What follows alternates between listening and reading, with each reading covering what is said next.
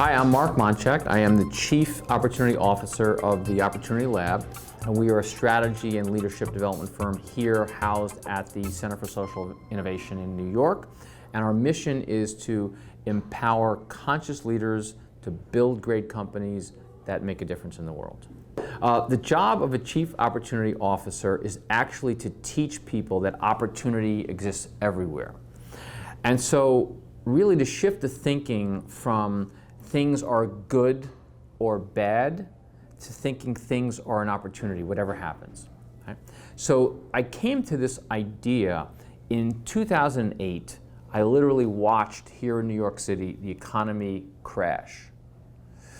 And I saw every single day in the news people being laid off, companies going bankrupt, people's homes being foreclosed upon.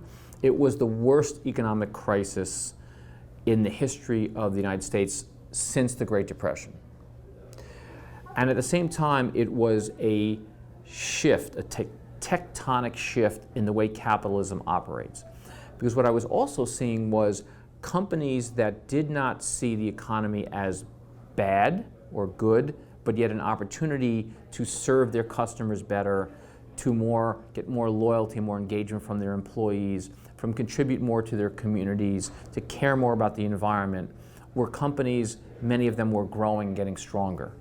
How is that possible that so many companies would get stronger during such a terrible economic times? And the companies that were scared and confused and paralyzed and only thinking about laying off people and cutting money and shrinking back were the companies that either didn't survive or just struggled and became much smaller as a result. And so what we're excited about here at the Opportunity Lab is how to help organizations and their people see reality as an opportunity, not as it's a good thing or it's a bad thing. So what's the opportunity in this current crisis for companies? I think the opportunity is understanding that to be sustainable, to be a successful company over time, over decades, that now you have to be caring and conscious about how to make a better life for your customers, your employees, your communities, and for the environment. Because people really truly, if they have a choice, want to buy from, work for, and live near companies that are essentially doing good. The reason it hasn't happened sooner is that people haven't necessarily had a choice or didn't even know what the options that they had were. One of the things that's shifting here in the United States is we have 90 million millennials. These are people who were born between the 1980s and the year 2000, who clearly want to buy from companies that have a higher purpose, work for companies that have a higher purpose, and be in the orbit of those kinds of companies.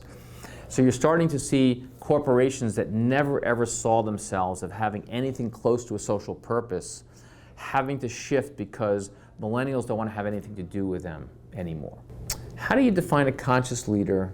It's a great question, and not one that we are finished answering. We're just starting to answer this.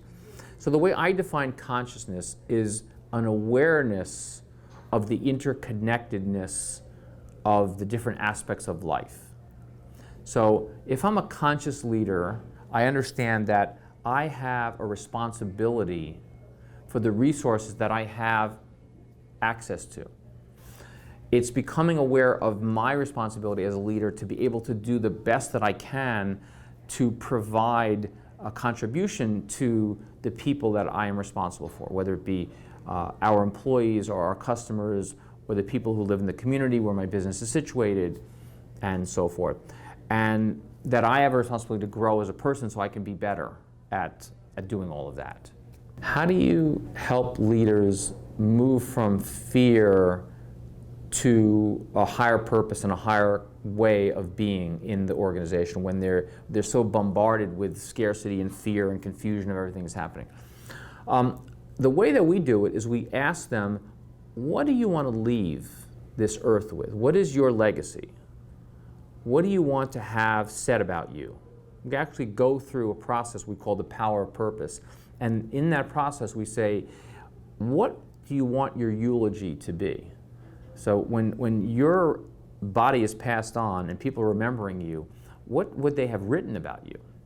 And we get them focused on that legacy, which gets them on to a different plane of existence. It moves them from what do I have to do to survive right now to what am I here to contribute? And to think about what was I put on earth to do? I like to define what leadership is. Because I think when we talk about leadership, we often talk about the CEO or the senior leaders, or the owner of the company or the board of directors. Well, those are leaders. What about the person who cleans the floors? What about the person who takes care of the patients and changes their beds and changes their dressings and all of that? I think in a new world of business, in what we call in our company the culture of opportunity, everybody has the opportunity to lead. And I think the companies that are going to survive and thrive in the long run are going to see leadership having to come from everybody. And they'll have to set up a structure where everybody has the opportunity to lead. How do leaders discover that they already have the resources they need and that they can shift their mindset from scarcity to abundance?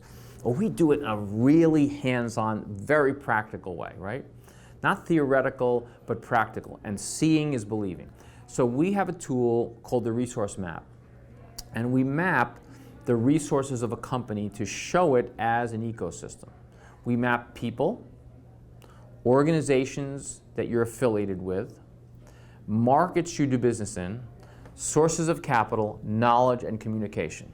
And when you see all the interconnections of those factors on a map, a physical and a digital map, you'll start to see, wow, everything we need already exists in there. Now we have to find it.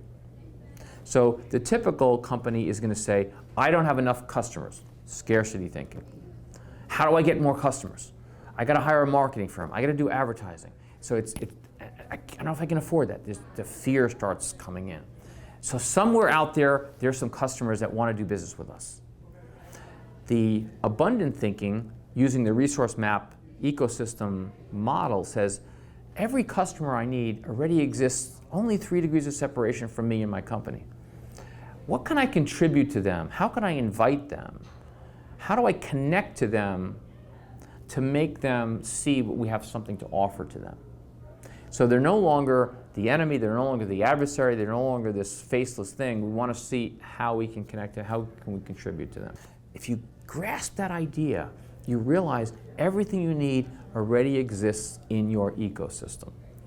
So the shift of the leader is understanding that your wealth exists not in the money you have in the bank, not in your stock price, but in the relationships, the trust, and the contribution that you have within the ecosystem that's already existent and that you can continue to expand.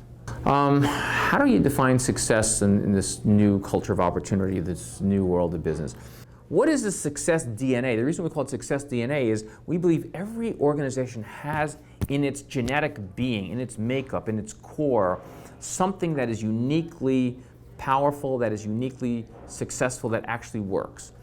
And in the old world of capitalism, we study failure, right? We look at why did that happen, who do we blame, and how do we make sure it never happens again? We rarely take the time to study what works. And the fact is, what works is what you need to build on. You can't make a company out of preventing failure. You can make a great company out of being better at what works and expanding the capabilities of what works. So how do entrepreneurs who are starting a business start off in the best possible way and not repeat the mistakes of other entrepreneurs and use their very, very precious resources really well? Well, the first thing is go out and listen to your potential customers. Listen, ask questions, and do not fall in love with your idea. If I would say the worst mistake that an entrepreneur makes, and I've made it many times, is falling in love with an idea that I would like to buy or I would like to get, right? Nobody cares about your idea. What they care about is your product or service something that will help them, which they will value? So it's getting the ego out of the entrepreneur and getting the willingness and the passion for serving a group of customers into your ethic in your company. So I was telling you before about the financial crash that happened here in the United States, but it really reverberated around the whole world. So in the winter of 2008, when we were starting to realize the crash was happening, it was actually happening in 2007 and before, but it really became more evident in the winter of 2008. I had a significant amount of money stolen from my company by somebody who worked for us. It was tragic, it was scary, it was invasive, and I had an enormous amount of shame and guilt about the fact that I allowed it to happen in my company. So at the same time that I was watching television and seeing thousands of people being laid off, tens of thousands, hundreds of thousands of people losing their homes, companies going bankrupt, I was seeing my own life beginning to crash. So I got depressed, I got anxious, and I began to follow the trajectory of the American economy in my own life. I ended up in the summer of 2008 when things were really, really getting bad. Lehman Brothers went out and Bear Stearns went out, and I ended up in the hospital. And I woke up out of that bad dream with the word opportunity coming to me. And I said to myself, what is the opportunity of this bad thing that happened to me for myself and for my company? And hence, the Opportunity Lab was born out of what I thought was a tragedy. How do I use that sense of business changing, right? The idea of doing well by doing good, the idea of a culture of opportunity to be able to make a contribution in the world. So that was the shift that happened. I started to see what's really important to me was not the amount of money that we made, not the status that we had, not the kind of clients we had, but the contribution that we could make to our clients, but to the larger world by getting out the message about the culture of opportunity. The biggest resource that comes to my mind that I'm thinking about when you're asking me the question of what are the resources that people miss the most, and I would say it's love. It's the love you have for your children, for your wife, for your family, for your friends, for your community, for yourself, for nature.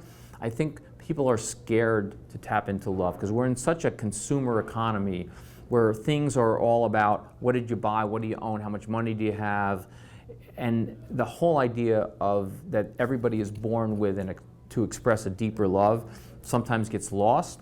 And when you have love, you have inspiration, you have commitment, you have the ability to bring the unique gifts that you have out into the world.